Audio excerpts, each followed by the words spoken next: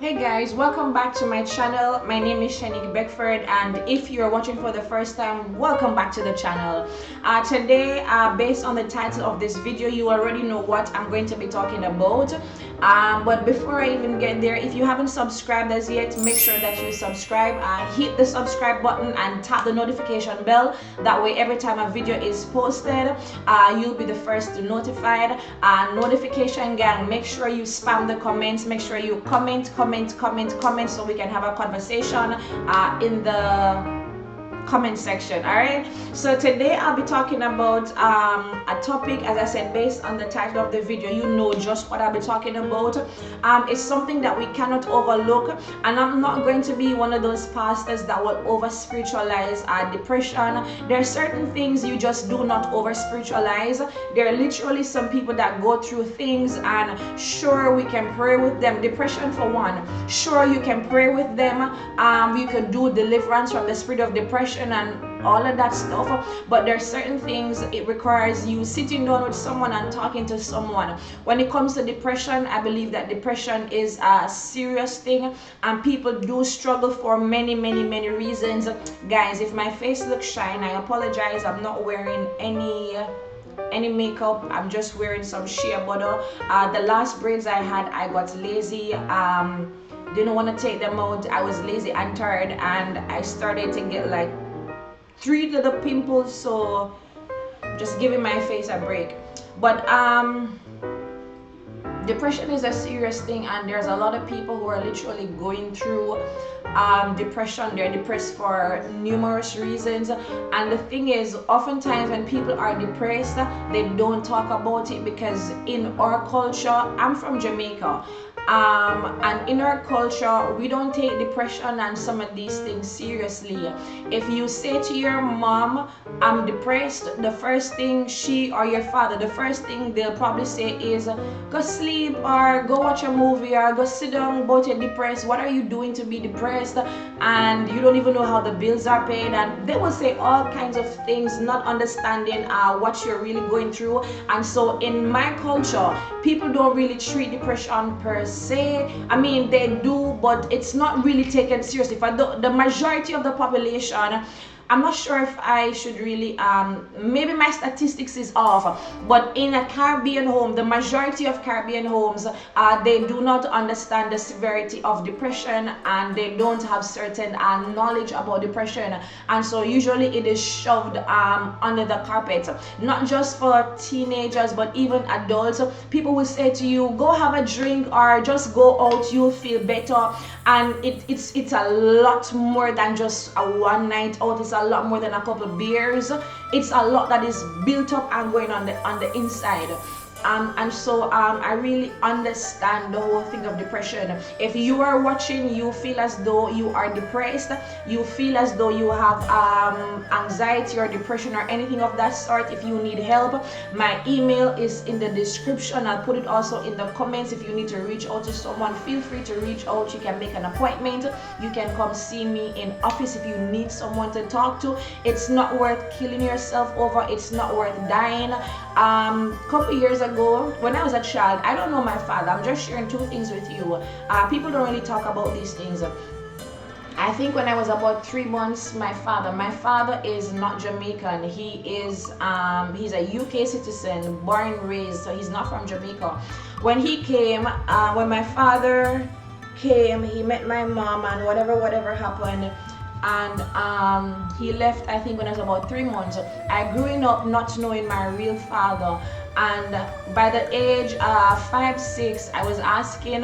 By the age 7, 8ish, I was asking, do you know anyone that is related to him? Can you call him? Do you think he will come?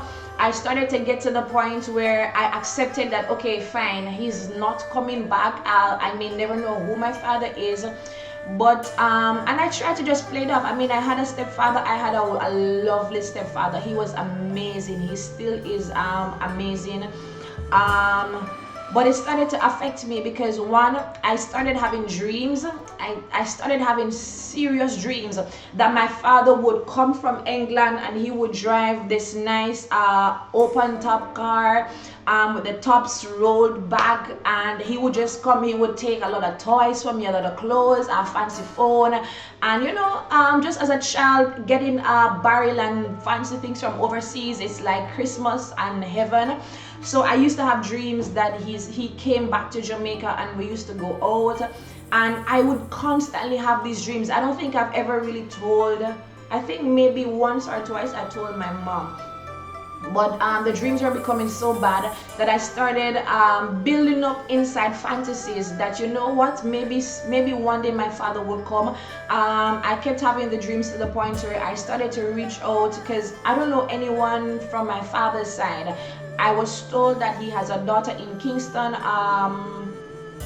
I think it's a daughter or a son. I think a son that was born literally a year or 2 years before I was. So I have a sibling living possibly in Kingston, maybe, that is at least 2 years older than I am. The last name is Bell. I tried finding that person. When I got a bit bigger, I tried to find that person. Like, I just didn't even know what way to take. I started trying to see if I could get in touch with Susan. If you guys are from the Caribbean, Jamaica specifically, I don't know if it airs anywhere, but a couple years ago there used to be a program called Susan. She used to find family members, the long lost family members and stuff like that. So I even tried writing her to see if maybe we could try to find my father in England, or at least find my sibling. I'm an only child from my mother. My father has siblings in UK. I'm sure he had at least maybe 2 other children in the UK. So I have siblings, I just don't know them. No, by this time I was having dreams that I'm meeting my father, and it was beginning to affect me because I was looking forward to him actually coming. I found a cousin. I found one of his cousins, and they said that I think they said he moved to Africa, then back to England, and they kept telling me he's gonna come to Jamaica, and I just never heard anything. At one point they were telling me that they were talking to his mother. That cousin in Jamaica from Clarendon was talking to his mother. And I was like, okay, I mean, if you have my father's mother number, she's my grandmother. Can you give me her number so I could talk to my grandmother or something? Nonetheless, I never got the opportunity to, and I grew up and I went off to college. By the time I got to college, I was living in Kingston, Portmore, all alone pretty much. My family were back in the country, and I remember I started having the dreams again. I was meeting my father. I was struggling at that time. I was almost unable to pay my college fee. There were days I was broke, I was hungry. There were days where I became homeless, not having anywhere to live. I mean, I had my family back in the country. I could always go home, but I left the country intending to go to school to make a better life for me and my family. And so I decided I was not going back home. So pretty much I was homeless. No, with all of this happening, I was thinking, okay, my father's in England, probably living a better life than I am, and I'm here struggling. And I remember every single birthday I had, I became depressed. Every time as it drew closer to my birthday, I became depressed. So this is not something I talk about or I've really spoken of. I told my husband a couple years ago, because I have overcome this, and it wasn't so bad. It wasn't that bad, but I'm just sharing this with you. There are things that literally cause people to be depressed that some people may say, oh, that make you depressed. foolishness. Me think your mother dead or you're being abused or something of that sort. Listen, there are people, everyone's threshold is different. There's some people that have a high threshold to pain, struggles, and there's some people that literally they cannot withstand going through certain things. No, as I was saying, every single birthday I had, as it drew close to my birthday, I would shut down. I'd stop talking to people. There are times I would post online, but I'm neither here nor there. I would shut down. I would draw into isolation. When it got to my birthday, I would literally I would literally lock myself in my room and I would cry almost all day for my birthday. Most times I did nothing. I didn't do anything at all. Sometimes because I was broke and because I was depressed, I just never wanted to do anything, so I just shut away from everybody. But every birthday I fell into a state of depression.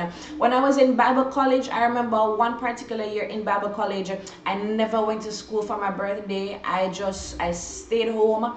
I literally just stayed home and I just shut away, and I was utterly depressed. Like, I believe it was a demonic spirit that was coming from the spirit of rejection, the spirit of abandonment. It was so much that was happening in my life, and I had to be delivered. I had to pray and fast and ask God to just take all of this away from me because it was becoming too much. When I met my husband, when we were dating, when we got married, in the early part of my marriage, when it came around my birthday, I was preaching, I was doing deliverance, I was doing all of these things, but every time it came around to my birthday, I became completely depressed. And I remember one year I told my husband, yo, I'm just not feeling well. I'm just not in the mood, and I would cry and I would sulk and I would lock in, I would treat everybody badly. And I thought about it and I prayed and I asked God to help me, and I literally just got over it. I decided that was the last year I got over it. And so many people don't just get over it just by that. I never spoke to anyone. Like, this is the first time I'm opening up and talking about it openly. The only person I told about this was literally just my husband. So I think mine wasn't bad. Some of you may say it wasn't depression. It affected me, seriously affected me. I wish I was dead. Couple years ago, oh no, my battery is low, needs to charge. Okay, let me try to wrap this up as quickly as I can. I remember I talked to my husband, I got over it, but even years before that, I think it had a lot to do with abandonment. There were some relationships I got in my earlier years, and the only reason why I got into these relationships, maybe because I was looking for a father figure because I never had anyone to talk to. I don't know, maybe I'm just trying to internalize and see why I did all that I did in my former years. But last year, my birthday is August the 4th. Coming is my birthday, August the 5th. Like, I don't even know what day I was born. My birthday is August the 5th. I'm sorry, August the 5th. What am I saying? August the 4th is our church anniversary. If you don't know, I'm a pastor at Elevation Center in Montego Bay. The church birthday is the 4th of August and my birthday is the 5th. Last year, August the 4th, the Lord blessed us with a building for our church, and I never wanted anything else for my birthday, but when the Lord gave us the church on the 4th, He said to me, like, I literally feel like crying. He said to me that this is my gift to you. This is my gift to you, and your birthday is tomorrow. The Sunday, I think the Sunday was the 4th. I don't know. No, it wasn't the 4th, but we opened the building on the 4th. I don't know, I'm mixing up the days, but definitely the 4th. And I remember I was so depressed, and the Holy Spirit said to me, I gave you this church as a gift. I want you to take care of this church, be the leader of this church, the shepherd for this church. And I sat and I cried and I thought, this is the best gift I've ever gotten in my entire life. I never got gifts for all the years, all my 20-something years on this earth. When I was younger coming up, of course, my mother, my stepfather used to give me gifts, and you know, you get your crayon books, your reading books, some toys, the Walkman, you could listen to your cassette and stuff. I've gotten gifts, but the bigger I got, the more expensive I got. Things had to be done. My mom was a single mom. There wasn't much that we could do, so I never really got around to always getting gifts. The majority of years I can remember, I never got anything for my birthday, and so that's one of the things that kind of almost contributed. I don't know, I'm just internalizing. And so when the Holy Spirit told me that he gave me this as a gift, I thought to myself, if God can give me a gift, I need to start treating my birthdays more special. And the 5th, the day after, my church members, because we had church before, but we just got a building. My church members threw me a birthday party. I'll put some of the photos here if I can. The church was just open. We didn't know where the ground was a complete mess. The walls were a mess. Everything was just disgusting where the building is concerned. But it was God given, and we were so blessed. I've never had a birthday party in all of my life. Like, I would remember people saying that, okay, I'm throwing a party and we're doing this and doing that. And I was like, I mean, okay, nice, I'm happy for you, but I've never been able to do that. And so I told myself, every year moving forward since last year, I'm going to make sure I enjoy my birthday, because I've been through a lot of struggle in the past. I've endured a lot of depression in my past. And so I said, this year I am definitely celebrating my birthday. So for all of you guys that are watching, my birthday is August the 5th. I'm accepting gifts. Hey, my birthday is August the 5th. I'm accepting gifts. I now think I'm a rapper because I got a rhyme. My rhyme is tight. Obviously, I'm still depressed. I have issues. No, I'm just joking. But if you guys want to send me gifts, I love jewelry, I love clothes, I love many things. I like gifts. I just like stuff, just nice little stuff. I just like stuff. Candles. I just like stuff. So if you guys feel like sending me something, feel free to send me something. Now, I got over it. Another thing that made me somewhat depressed is, I don't know if I should share this, but I'll share it. I had a Alright, so my camera died. I think maybe that's why it was lagging. I hope the rest of the camera, the recording was okay. But I was in a relationship where I went through abuse, and I think that also contributed to the depression that I went through. I remember I went through so much. It was just messed up. I was young, I was naive, I was stupid, and I had a child. And after I had that child, I went through so much.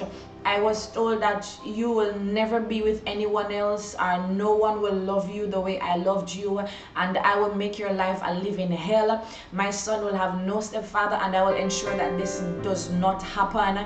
And I will ruin every relationship. I'll ruin you. And a lot of stuff was said, and not only were things said, but things were also done. I got to a point where every time I got into a relationship, this person would somehow ooze his little self in, and he would threaten. Like, I would date other persons and he would threaten them, like literally just threaten them. He would create fake fake social media profiles, and message me or message people telling them to like leave me alone and threatening them and stuff like that. And it became so bad because this person was someone that a lot of people know. I won't say much because some of you guys may just know who I'm talking. Because of the industry that he was in, a lot of person knew him. And because of this, I tried to move on with my life. But every time I got into a relationship and I say, hey, I have a son, because I have a child. If I'm going to date someone, you have to know I have a child. I'm not coming alone. I've got packages, okay? And every time I said, people would say, oh, who is his father? And I would say, oh, his father's name is John. They would say, John who? And I would say the name, and they would like, oh, okay. And they would just begin to start to scoot over, and nobody wanted to become associated with me because they never wanted to have anything to deal with him. I remember I was in this one relationship. This was a long-term relationship. Well, I mean, not so long, but long. And he threatened the person, and the person literally almost killed him. Like, I was at his house and the threats just started rolling in. I'm going to do this to you and all sorts of stuff. And the person got so mad, he called some of his guys. I mean, he was a Christian, but when people threaten you, you don't take threats lightly. And he said, yo, okay, I'm going to call some guys and we're going to come and we're going to deal with you. And I was like, no, don't do that. He's not worth it. Don't put yourself in trouble over this fool. And it was just so difficult. Moving on, I've always known I wanted to get married, but nobody would want to be with me because of this person. Maybe because I was in a circle in Kingston and stuff like that. When I moved to Montego Bay, I was just over it. I was tired. I was literally tired on the inside. I was broken. I was hurt. I was depressed. And I remember when I met my husband, I knew the Lord gave me his name and everything. I knew he would have been my husband, but I struggled to come into the relationship because we would have to deal with this guy some way or the other. I mean, he's the father of my first son. I have 2 sons. He's the father of my first son. There was just no way of getting around it. He's the most difficult person to deal with. Like, I can't even explain on this thing. After my husband found out the type of person he was, I could tell you literally, my husband wanted to just destroy him so many times, but we're Christians, we're saved, we don't do that. But when somebody threatens you, when somebody just has it out for you, you haven't done anything, you haven't met this person, it makes it so difficult. I remember once I could feel as though my husband was like, okay, I can't do this, I never signed up for this. I felt so hurt. This was before we got married. I thought I was going to lose him. I was so hurt and just completely stressed out. And but you know what? God worked it out. I've found ways to now deal with it. I'm now more mature than I was a couple years ago, and I just learned how to just deal with the situation. Listen, there's some of you who are depressed. I just shared 2 things with you that made me super depressed. Very depressed, and that I got over. If I got over it, you can. You have to make sure there are a few things you have to ensure. You have to ensure that you have solid people in your circle. Ensure that the people you have in your circle and behind your back, having your back, are solid people who can encourage you, who can motivate you, who can pray for you.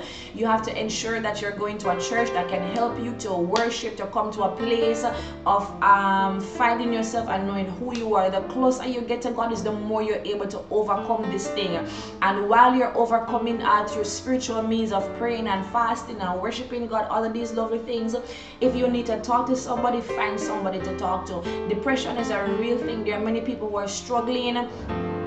It's just struggling alone that made him depressed. There are many people who they've been raped, they've been molested as a child, and they've been saved for years, but the thing still keeps haunting and pressing on them. It's hard to just move on from that thing. There's some people who you've just struggled for so long. Everything was a struggle. You wanted to go to school, it was a struggle. Relationship, your heart has been broken. There's just so much and too much you've been through. The struggle is just too much that you've come to a place of just almost feeling depressed. You're hungry, you need somewhere to live. Like this whole Jamaican thing, living in Jamaica, not having a job or education and not having any help or anything like that. It is just completely a struggle. I know what it feels like. I can just imagine what some of you guys are going through, being in need. I would say talk to somebody, find somebody that you can talk to. I don't mean just if you have a good friend that can help you through this thing, or you have a spouse, but I mean get professional help. If you must get professional help, I believe in deliverance and I believe in therapy. Therapy cannot do what deliverance should do, and deliverance cannot do just about what therapy can do. I believe in both things. There's some people that they're able to overcome in no time, just as I did, but there's some people that need to talk to somebody. Let nobody tell you that depression is not real. Let nobody tell you to go sit down and just shove it off, or just it'll slide away, you'll be better tomorrow. No, You won't just get up and feel better tomorrow if you don't go through deliverance, or maybe you don't talk to somebody. It's a process. Overcoming depression is oftentimes a process. So I'd say to you, I could talk so much more on this, guys. If you want me to talk more about depression, signs of depression, how it affects you, how to overcome, I want you to comment below in the comment section. Let me know. I'll talk about signs of depression, how to overcome, and let me know what you guys want me to talk about. But I just wanted to share just a highlight with you guys to know that you are not alone. I've been there. Some of the big prophets, big ministers, some of you guys follow, they go through things that you have no idea about. I've seen many pastors, big time mega church pastors, commit suicide because they were battling depression, and they're afraid of coming out and saying, okay, I'm depressed, I need help because I'm a pastor and I'm a Christian. People will say to you, oh, how can you be a Christian and you're not depressed? You need deliverance, or so and so. People, if you follow people literally just have so much to say and too much to say. And so I've seen pastors kill themselves, or at least I've read of pastors kill themselves, seeing the videos on social media and stuff like that, because they're afraid of coming out. Because people will say, how can you be a pastor and this and that, and you're weak, and like, you don't know what people go through behind closed doors. Never assume or downplay how someone is feeling. People's emotions are real. So some of you guys just simply don't talk about what you're going through. But find help, get help. There's so much more I could say on this video, but as I said, comment below and let me know what you want me to talk about as it relates to depression. I'll talk about it and I'll see how much I can help you guys. But I will say, be strong in the Lord. He is your strength, He is your help. He's a present help in the time of trouble. He promised never to leave you nor forsake you. He is your strength at your weakest. He's at His strongest when you're at your weakness. You can overcome this. You can be happy. You can get into a good godly relationship, a God-ordained relationship. You can get married again even after you have been divorced. You could get married again. There's a man or a woman out there that will love you for who you are. The abuse you went through, trust me, child, God has greater things for you. The past is in the past. If you do not let go of the past, you cannot move forward. Your past does not define who you are or where God is taking you. It's just a baggage. It's just a part of the process. And so you will overcome. I know you will. I believe in you. If no one else believes in you, I believe in you that you can overcome this thing and you will be your greatest self. I went through so much in my early teenage years, even early teenage years, young adult life. I've been through so much, and look at me now. God has brought me a mighty long way. So I just wanted to share these just these few things with you guys. Remember to comment down below, subscribe if you haven't subscribed, hit the subscribe button, turn on the notification bell, so when a video is posted you'll be the first to notified. Remember, share this video with someone. If you know someone that is struggling with depression, if you know someone that has any form of struggle with depression or self-esteem or anything of that sort, share this video with them. You may be helping someone. Share. We're on our way to 2,000 subscribers. Make sure you subscribe. Send this video to your auntie, your uncle, your cousin, everybody. Tell them to, hey, subscribe to this wonderful woman of God so that we can grow together. All right, God bless you guys, and thank you so much for watching.